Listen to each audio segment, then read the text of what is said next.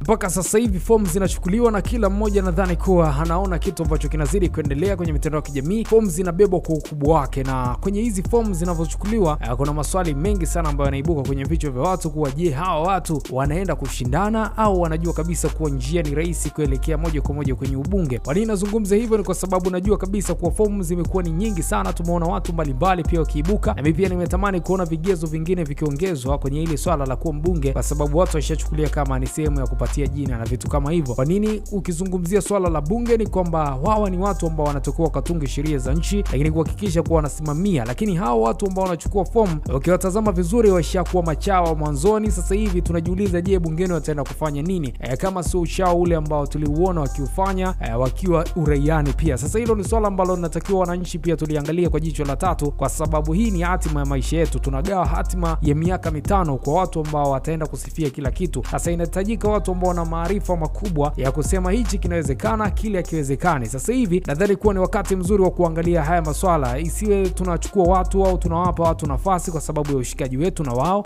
Hapana, kiongozi ni kiongozi, alafu inahitajika kiongozi ambaye ana maarifa pale ambapo wewe unakwama kiakili au kimawazo, na pia anaweza kutatua na kuonyesha kuna njia fulani unaweza kupita na ukatoka kimaisha. Hicho ndio kitu ambacho natamani pia kukiona. Sasa ukizungumzia swala zima la watu kwenda kuchukua fomu, sasa hivi limekuwa kama ni fashion fulani. Nimeona watu mbalimbali pia wakienda kuchukua fomu.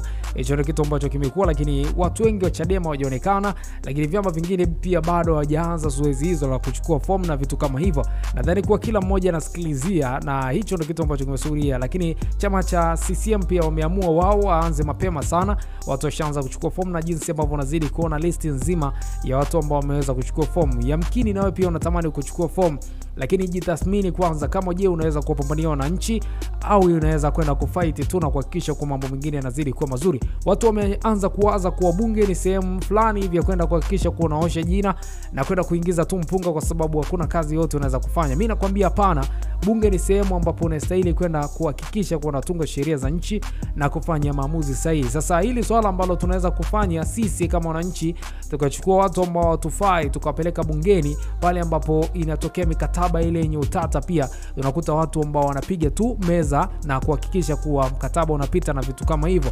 Kwa hiyo inabidi pia wananchi na hili swala pia waliangalie. Ni wakati pia kukaa mezani na kufikiria swala kama hili, kwa sababu kila mmoja anatamani kwa njia yake. Hatujaona kama tunasubiri kuona fomu kirudisha, alafu baadaye tuanze kuona namna gani jinsi ambavyo chama kitakaa chini wajumbe wafikirie namna gani ya kumpitisha mtu mmoja kati ya hao ambao wamechukua fomu. Lakini mimi naamini kuwa wakipita wale ambao tunaona kabisa ni watu wa kusifia, naomba wananchi kama nyinyi bana mliangalie hili swala, kwa sababu hawa ni watu ambao wamebeba hatima ya kodi zetu, wamebeba kila kitu cha kwetu sisi wananchi. Tukiwapa dhamana ya kwenda kutetea, wahakikishe kuwa wanatupambania sisi na sio kujipambania wao kama wao. Hicho ndio kitu ambacho kinaumiza pia, pale ambapo mbunge anaenda bungeni na kusema apewe plate number na vitu kama vile. Pia nadhani kuwa ni wakati mwingine wa wananchi kulitazama hili. Mimi nimeweza kupita kama mshauri pia na kuhakikisha kuwa tunaweza kuchukua mawazo mawili matatu, kuhakikisha kuwa mambo yanazidi kuwa poa sana tena sana. Hii ndio Zoa TV.